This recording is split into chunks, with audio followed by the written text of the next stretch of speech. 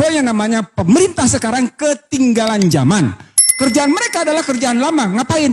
Ngadu domba. Pertanyaan berikutnya, kalau kita sadar mereka ngadu domba, kekuatan apa yang kita punya agar mereka tidak ngadu domba?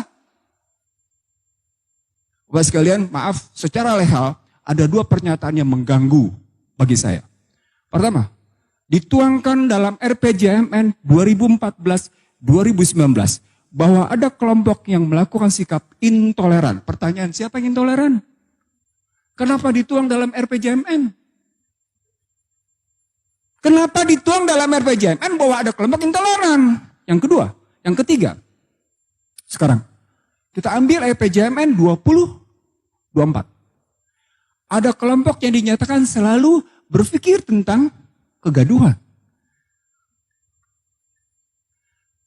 Kalau itu dilihat dalam cerita sejarah, dia lupa. TNI ketika mempertahankan negeri ini, kerjasamanya adalah dengan umat Islam.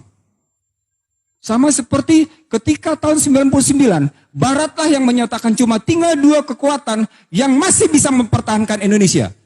TNI dan Islam. Setelah TNI, balik ini maaf ya karena ini omongan saya dengan beberapa tokoh jenderal sampai akhirnya di tempat bawah saya menggugat tentang Sabta Marga. Satu-satunya sipil saya gugat Sabta Marga di tempat Prabowo Subianto karena saya begitu risaunya saya melihat situasi. Kemarahan saya sebagai satu-satunya sipil di hadapan para jenderal itu dan mengatakan, kemana para tentara itu yang kemudian malah sibuk dengan kekuatannya sendiri. Ini beberapa jenderal bukan satu, 13 jenderal saya ingat betul. Saya bilang, Bapak sekalian, negeri ini dipertahankan oleh dua kekuatan. Kekuatan Islam, para ulama, dengan kekuatan TNI. Bahkan sampai dengan 99.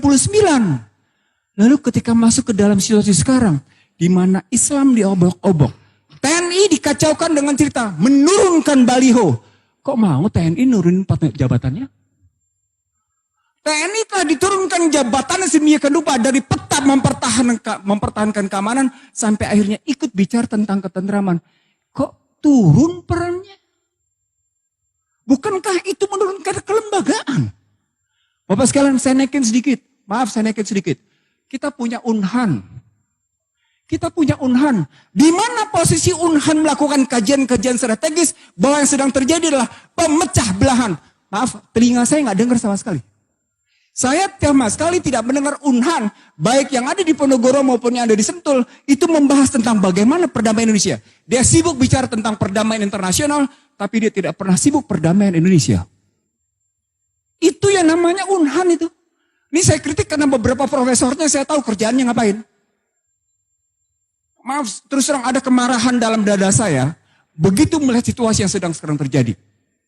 Nah, Bapak sekalian sebagai penutup. Kita tidak akan bisa mendekat dengan damai, sejuk, tentram dan aman. Selama sumber daya alam, produksi, distribusi, dan keuangan tidak sungguh-sungguh tunduk pada konstitusi. Ini ujungnya.